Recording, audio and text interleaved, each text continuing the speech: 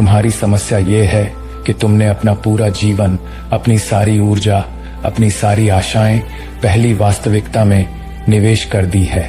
दृश्य अस्थायी दुनिया में तुमने यह मान लिया है कि यही सब कुछ है, और इसीलिए तुम इतने चिंतित और भयभीत रहते हो, क्योंकि यह दुनिया लगातार बदल रही है।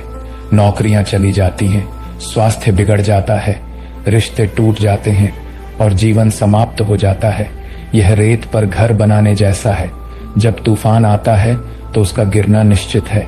मैं तुम्हें चट्टान पर घर बनाने के लिए आमंत्रित कर रहा हूं।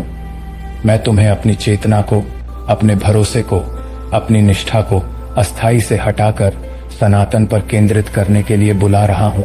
इसका मतलब यह नहीं है कि तुम दुनिया को छोड़ दो और एक गुफा में जाकर बैठ जाओ।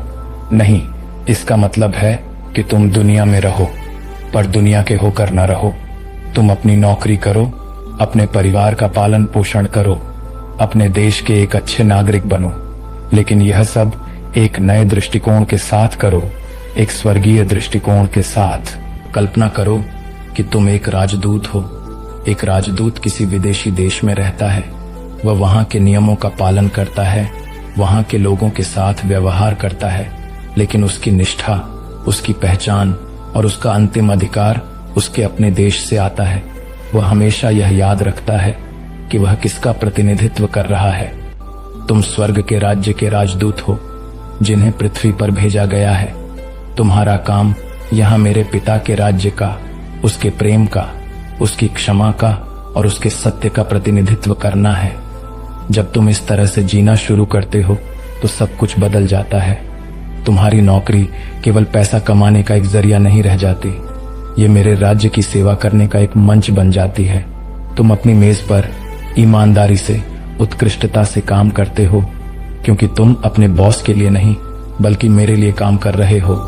तुम्हारे रिश्ते केवल अपनी भावनात्मक जरूरतों को पूरा करने का एक साधन नहीं रह जाते, वे मेरे प्रेम को प्रदर्शित करने का एक अवसर बन जाते हैं। तुम अपने जीवन साथी और बच्चों को बिना शर्त प्यार करते हो, क्योंकि तुम जानते हो कि मेरे पिता ने तुम्हें कैसे प्यार किया है। यह है पहले राज्य की खोज करने का अर्थ।